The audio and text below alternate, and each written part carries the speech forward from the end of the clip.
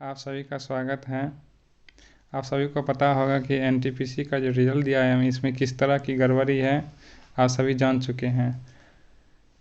और ये इस रिज़ल्ट दिया इससे किसको ज़्यादा फ़ायदा होगा और किसको नुकसान होगा, और आरआरबी ऐसा क्यों कर रही है, इसके पीछे का राज क्या है, चलिए हम जानते हैं। सबसे पहले एक एक करके समझते हैं कि इससे घाटा किसको सबसे ज़्यादा होगा। देखिए, लेवल 6 में पास है वो लेवल 5 में भी है, 4 में भी है, 3 में भी है, 2 में भी है, ठीक है।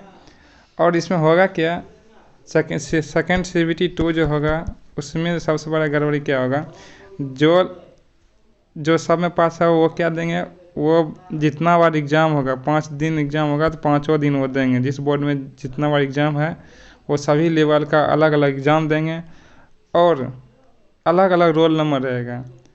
इसमें जो है CBT 2 में जो कट ऑफ है होगा, जो अच्छा पोस्ट है, जो लेवल 6 का पोस्ट है उसका सबसे कम जाएगा कट ऑफ। कम इसलिए जाएगा, इसका सबसे कम जाएगा कट ऑफ, और इसका सबसे ज़्यादा जाएगा कट ऑफ। इसलिए ज़्यादा जाएगा, ये जो 6 लेवल का जो स्टूडेंट है वो सभी पोस्ट में इधर जा सकते हैं, ठीक है।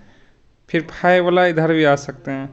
इस तरह से हम देख रहे हैं जो सबसे ख़राब पोस्ट रहेगा उसमें उसमें सभी जा सकते हैं, जो सबसे ऊपर का पोस्ट में उसमें सभी नहीं जा सकते हैं। क्योंकि इस 6 लेवल का है, जो मान लीजिए CA का पोस्ट क्वालिफाई किया, तो जो CA का पोस्ट क्वालिफाई किया वही CA के पोस्ट में जा सकते हैं। यानी कि 5 को CA का सीट है तो 5 गुना 20, अगर 100 आदमी ही CA के पोस्ट के लिए अप्लीकेबल हैं, उसके बाद जो नीचे का आदमी कितना भी मार्क्स ले आएंगे वो CA के पोस्ट में नहीं जा सकते। इस तरह से CA का जो सबसे अच्छा पोस्ट है उसका हिसाब से कम कट ऑफ जाएगा, और यहाँ से जो छटेंगे वो नीचे के पोस्ट पर तो जा सकते हैं। यानी कि ऊपर के लेवल से नीचे के लेवल पर आ सकते हैं, बट नीचे वाला ऊपर नहीं जा सकता है। इससे यही होगा, जो अच्छा पोस्ट है उसका सबसे कम कट ऑफ जाएगा और सबसे जो ख़राब पोस्ट है उसका सबसे ज़्यादा कट ऑफ जाएगा CBT 2 में।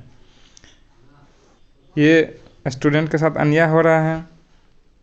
चलिए हम देखते हैं अगला बात की, इस तरह का जो किया है इसमें ये लिखा है कि हम ऐसे ऐसे करेंगे, ये करेंगे, लेकिन इसमें क्लियर है कि कहीं नहीं लिखा हुआ है कि हम जो है पोस्ट का डिटरमाइन जो करेंगे CBT 1 के आधार पर ही करेंगे।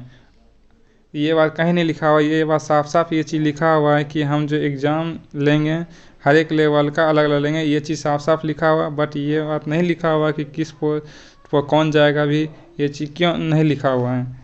और यहाँ भी आप देख सकते हैं कि स्पष्ट रूप से लिखा हुआ कि CBT 1 जो है ये क्या है, स्कैनिंग नेचर का है, ये पोस्ट डिटरमाइन नेचर का नहीं है।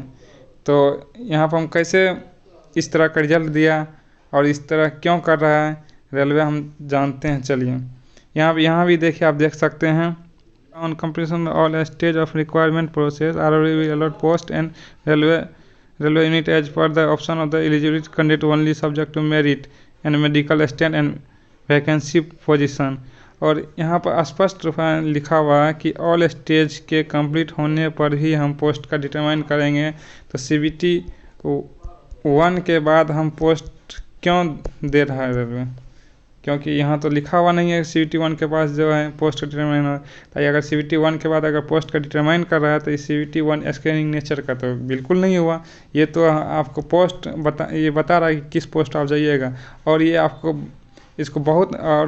बहुत ही हेल्प कर रहा है कि जो अच्छा पोस्ट में उसमें कम कट ऑफ जाएगा, यानी कि जो ख़राब पोस्ट उसका CBT 2 के लिए ज़्यादा कट ऑफ जाएगा। तो इस तरह से आप देख सकते हैं कि CBT 1 का जो एग्ज़ाम है बहुत ही मायने रख रहा है। CBT 2 का जो एग्ज़ाम होगा उसमें हर एक लेवल का अलग अलग होगा और अलग अलग एडमिट कार्ड होगा। अगर कोई हर एक लेवल का एग्ज़ाम पास किया तो उसका एडमिट कार्ड भी अलग अलग होगा और रोल नंबर भी अलग अलग होगा। इससे ये फ़ायदा होगा कि हम लोग जान भी नहीं पाएंगे कि एक ही स्टूडेंट का सभी लेवल में पास हुआ है कि नहीं हुआ है। और जो लेवल सभी में पास हुआ है वो तो ज्वाइनिंग तो एक ही जगह लेंगे, और एक ही जगह ज्वाइनिंग लेगा और बाकी का सीट क्या रहेगा, खाली रह जाएगा। इस तरह से ये सीट को वैकेंट रख के हम 24 में दिखा सकते हैं। आपको ही पता है 24 में क्या है। आपको मैं जानकारी लिए बता देता हूँ कि अभी जितना भी कर्मचारी है रेलवे में, सभी पोस्ट पर कर्मचारी का बहुत ही कमी है। और पहले जितना कर्मचारी लगभग 14 लाख था, उससे धीरे धीरे अभी 10 लाख पर आ गया है। अब इसको भी कम करने का पूरा प्रयास किया जा रहा है। आप ही बताइए कि जब इलेक्शन होता है तो आपको 2 से 3 महीना के अंदर सब कुछ हो जाता है, सारा काम हो जाता है, इतना काम रहता है। लेकिन एग्ज़ाम का एक सिंपल सा प्रोसेस है जो 5 साल लगभग लगा देता है। ऐसा क्या रीज़न? यही रीज़न है कि सरकार चाहती है कि हम डिले करें, धीरे धीरे प्रोसेस से चलें, ताकि हम रेलवे में जो कर्मचारी उसको और घटा सकें। और आपको बता दूं मैं कि यहाँ जितना भी कर्मचारी है सभी अपने ड्यूटी से परेशान है। जिसका किसी का 8 आवर्स का ड्यूटी है तो उसको आपको 15 घंटा का ड्यूटी लिया जा रहा है। यकीन नहीं मानिएगा, ये सच्चाई है। उसको रेस्ट करने का मौका नहीं मिल रहा, उसको एक छुट्टी भी नहीं मिल रहा है। जब आप जाइएगा छुट्टी लेने तो बोलेगा अभी कहीं स्टाफ नहीं है, तो ये नहीं है, आपको छुट्टी नहीं मिलेगा, आपको घर जाने का मौका नहीं मिलेगा। आपको ही पता है, जो भी रेलवे में जॉब करते होंगे, जितना भी पर्व होता है उसमें एक ही दिन छुट्टी नहीं मिलता है, बड़ी मुश्किल से कभी कभी छुट्टी मिलता है। तो ये सब परेशानी इतना है, फिर भी सरकार चाहती है कि हम और सीट को कम करें और इलेक्शन के टाइम पर वाहवाही लूटें।